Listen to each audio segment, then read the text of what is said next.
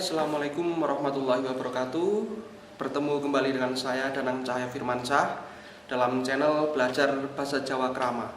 Oke, kali ini kita akan mengupas lebih dalam apa itu bahasa Jawa Krama.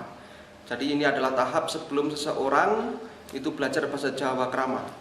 Saya memang menggunakan bahasa Indonesia karena ingin mencakup lebih luas halayak yang ingin belajar bahasa Jawa Krama. Tentunya kalau saya langsung menggunakan bahasa Jawa Krama, bagi orang yang ingin belajar bahasa Jawa Krama, itu akan menjadi sesuatu yang menyulitkan bagi mereka. Begitu pikiran saya.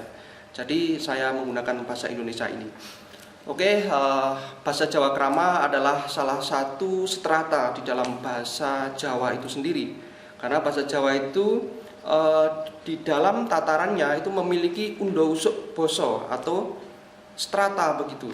Jadi ada basa Jawa Ngoko, ada juga basa Jawa Krama. Secara garis besar ada dua itu. Meskipun bahasa Jawa Ngoko itu juga masih terpilah-pilah lagi, begitupun juga dengan bahasa Jawa Krama.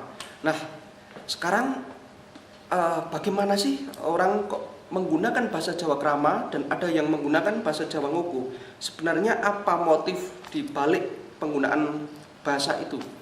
Di dalam masyarakat Jawa kita tahu bahwa orang menggunakan bahasa Jawa Krama itu karena mereka, si penutur itu tahu siapa yang ada atau siapa yang menjadi lawan bicaranya. Jadi kalau seorang anak muda berhadapan dengan orang tua itu menggunakan bahasa Jawa Kromo. Sebaliknya orang yang lebih tua dari si penutur itu maka dia menggunakan bahasa Jawa Ngoko. Jadi di situ harus mengerti empan papan, harus mengerti siapa lawan bicaranya. Lah, kalau begitu apa sih tujuannya orang menggunakan bahasa Jawa Krama? Yang pertama adalah untuk menghormati lawan bicara. Oleh karena itu, si penutur, misalnya si penutur adalah anak muda, itu mengapa mereka menggunakan bahasa Jawa Krama? Karena untuk menghormati lawan bicaranya. Misalnya lawan bicara itu adalah orang tuanya sendiri, atau seorang guru, atau seorang kiai, ya. Jadi antara santri dan kiai, antara murid dengan guru, antara anak dengan bapak atau anak dengan ibunya. Nah, tujuan dari orang berbahasa Jawa Krama itu adalah menghormati si lawan bicaranya. Oleh karena itu di dalam kosakata bahasa Jawa Krama itu penggunaannya itu dimungkinkan lebih menghargai si lawan bicara. Misalnya begini, misalnya kepala dalam bahasa Jawa Ngoko adalah sirah. Tapi untuk bahasa Jawa Krama itu mustaka. Tidak mungkin seorang penutur yang menggunakan bahasa Jawa Kromo dia menunjukkan kepalanya sendiri itu dengan menggunakan iki mustakoku. Karena mustaka itu untuk orang lain.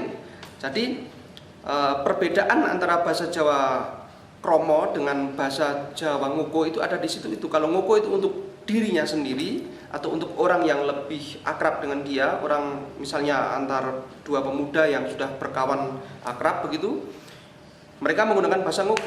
Tetapi bagi orang yang misalnya baru saja bertemu, baru saja kenal, atau antara si anak muda dengan orang tua, maka dimungkinkan ya menggunakan bahasa Jawa Kromo begitu.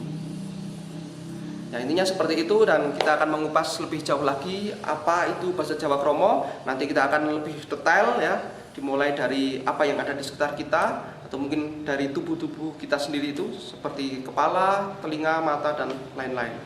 Oke, tetap bersama dengan channel saya Belajar Bahasa Jawa Kromo, dan untuk mengetahui lebih dalam lagi bagaimana kita menggunakan bahasa Jawa Kromo yang baik dan benar. Terima kasih.